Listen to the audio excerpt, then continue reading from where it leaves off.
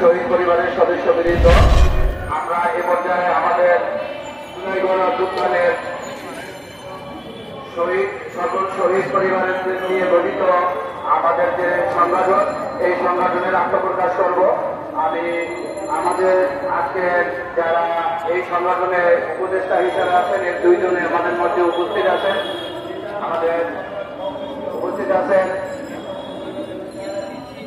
শহীদ ইয়ামিনের বাবা মোহাম্মদ মহিউদ্দিন ভাই এবং শহীদ ফারহান ফাইজের বাবা মোহাম্মদ শহীদুল ইসলাম ভূঁইয়া ভাই। তো আমি আমাদের মাঝে ওনারা দুজন উপস্থিত আছেন। আমি ভাইদেরকে দায়িত্বে আসার জন্য বিনীতভাবে অনুরোধ করব এবং মহিউদ্দিন ভাইকে অনুরোধ করব আজকে আমাদের এই কমিটির আত্মপ্রকাশের জন্য। নির্যাতনা বিষে বুঝি বিষে কিসে প্রভু আসি বিষে দংশানি যায়। এখন আমরা দেখতে পাচ্ছি আমাদের শহীদ ফ্যামিলির যে কষ্ট, যে দুঃখ, আমরা তারা কেউ বুঝতে পারছে না। না বর্তমান সরকার, না সমন্বয়করা। তাই আমরা মনে করেছি যে আমাদের সমস্ত শহীদ পরিবারের পক্ষ থেকে আমরা যারা নিজেদের ভুক্তভোগী এবং আমরা একে অপরের কষ্ট বুঝি, সুতরাং আমাদের একটা একক প্ল্যাটফর্ম দরকার এবং আমাদের ন্যায্য দাবিগুলো, বিচারের বিষয়গুলো আমরা যাতে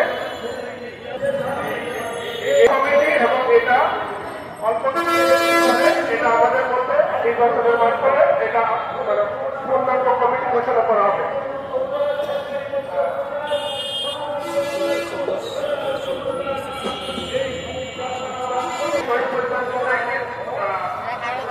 যে সংগঠন আত্মপ্রকাশ করছে তার প্রতিষ্ঠান পরিষদের নাম ঘোষণা করছি। 1 নম্বর মোহাম্মদ মহিউদ্দিন, শহীদ ইয়ামিনের পিতা। 2 নম্বর মোহাম্মদ শহীদুল ইসলাম ভূঁইয়া, শহীদ ফারহান ফাইজের পিতা। 3 নম্বর মীর মুস্তাফিজুর রহমান, শহীদ মুক্তর বাবা। এবং নির্বাহী পরিষদের কমিটির নামগুলো আমি মোহাম্মদ শহীদুল ইসলাম ভূঁইয়া ভাইকে নামগুলো বলার জন্য অনুরোধ করছি। আপনারা দেখছেন দৈনিক কর্ণকণ্ঠ, সবার কথা বলে।